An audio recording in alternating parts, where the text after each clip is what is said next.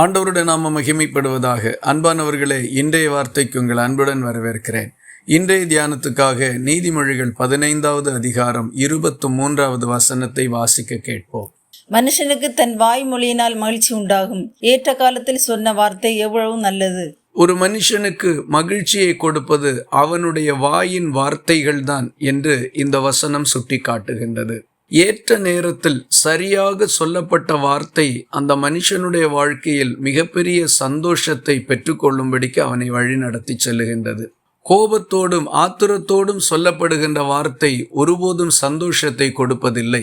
பிறரை குற்றப்படுத்தி அவமானப்படுத்தி சொல்லக்கூடிய வார்த்தைகள் ஒருபோதும் எந்த மனுஷனையும் மகிழ்ச்சியாக்காது. உதாரணமாக, படித்த பட்டதாரி ஒருவன் தனக்கு வேலை தேடி ஒரு நேர்முக தேர்வுக்கு சென்றிருக்கும் போது அங்கே கேட்கப்பட்ட கேள்விக்கு ஏற்ற நேரத்தில் சரியான பதிலை அவன் சொல்லுவானானால் அவனுக்கு அந்த வேலை கிடைக்கும்.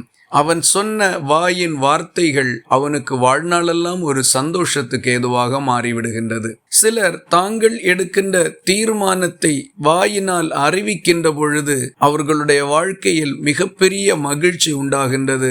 பின்வரும் காலங்களின் ஆசீர்வாதத்திற்கு இந்த வார்த்தைகள் தான் மிகவும் அடித்தளமாகவும் அமைந்து விடுகின்றது. இப்படி ஒரு மனுஷன் ஏற்ற நேரத்தில் சரியான வார்த்தைகளை சொல்ல வேண்டுமானால் அவனுக்கு தேவன் கல்விமானின் நாவை கொடுக்க வேண்டும். ஏசாயா 50வது அதிகாரம் 4வது வசனம், சமயத்துக்கேற்ற வார்த்தைகளை சொல்ல நான் அறியும்படிக்கு கர்த்தராகிய ஆண்டவர் எனக்கு கல்விமானின் நாவை தந்தருளினார் என்று சொல்லப்பட்டிருக்கின்றது. இந்த வசனத்தின்படி நாம் ஏற்ற நேரத்தில் சரியான வார்த்தைகளை சொல்ல வேண்டுமானால் கல்விமானின் நாவு நமக்கு வேண்டும். அதை தேவன் கொடுக்கின்றார். இந்த நாளிலே நீங்கள் சந்திக்கின்ற எல்லா காரியத்திலும் நீங்கள் பேசுகின்ற போது கர்த்தர் உங்களுக்கு கல்விமானின் நாவை தந்தருளி சந்தோஷத்தின் நாட்களையும் வருஷங்களையும் அனுபவிக்க கர்த்தர் உதவி செய்வாராக. இந்த வார்த்தைகள் இந்த நாள் முழுவதும் உங்களுக்கு ஒரு ஆசீர்வாதமாய் இருப்பதாக. ஜெபிக்கலாமா? எங்களை நேசிக்கிற அன்பு நிறைந்த நல்ல ஆண்டவரே, நாங்கள் உம்மை நன்றியோடு துதிக்கிறோம்.